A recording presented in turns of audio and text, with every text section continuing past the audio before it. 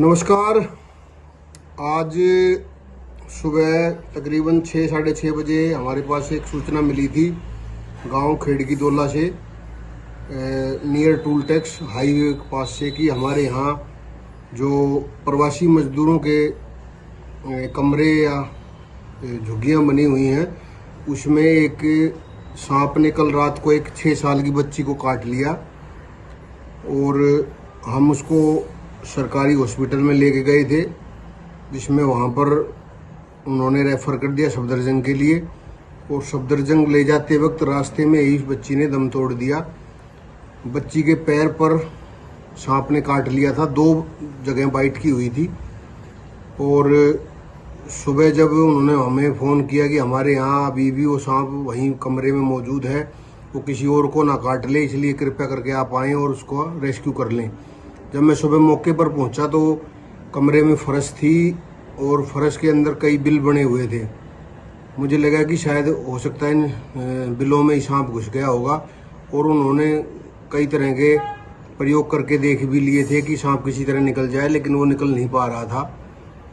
हमने वहाँ पर 2 मजदूरों को बुलाकर फर्श की खुदाई शुरू करवाई और एक बिल हमें दिखाई दिया जिसका हमने पीछा किया और काफ़ी देर 1-1.5 घंटे तक हमने मेहनत मशक्क़त करके हमें लगा कि वो सांप उसी के अंदर है।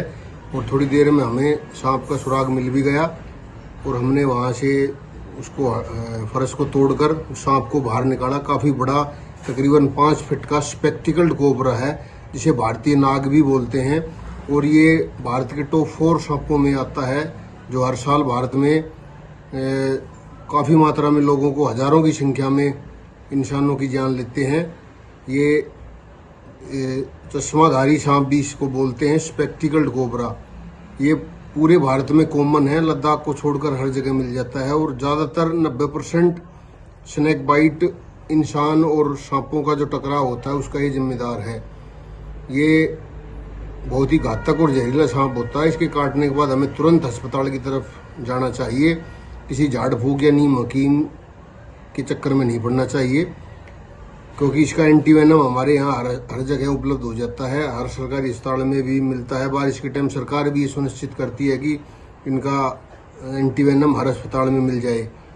तो बच्ची चली गई, बच्ची को डॉक्टर नहीं बचा पाए, ये बहुत दुखद घटना है। लेकिन उसका एक बहुत बड़ा कारण रहा है कि ये जो प्रवासी मजदूर भाई होते हैं ये हमेशा ज़मीन पर सोते हैं। मैं बार बार अपनी वीडियो में या लोगों को ये समझाता रहता हूँ कि ज़मीन पर ना सोएं। चाहे हमें ज़मीन पर सोना पड़े तो कृपया करके मच्छरदानी ज़रूर लगाएं, ताकि सांप और इंसान का संपर्क नहीं हो सके। तो बच्चे की माँ बाप के प्रति हमारी संवेदनाएं हैं और भगवान उन्हें बच्ची को अपने चरणों में स्थान दे। अगर थोड़ी लापरवाही ना की जाती और अगर सारी चीज़ें हमारी बताई बातें फॉलो कर ली जाएँ तो शायद दुर्घटना कम होने के चांस ज़्यादा हो जाते हैं। लेकिन फिर भी चलिए, ज़्यादा जानकारी इनके पास नहीं होती, इस वजह से ये दुर्घटना हो गई।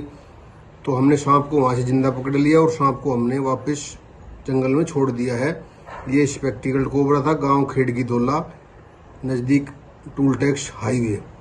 तो कृपया करके 2-4 चीज़ों को सावधानी बरतें और ज़मीन पर ना सोएं, मच्छरदानी लगाएं और घर में साफ सफाई रखें। बहुत बहुत धन्यवाद।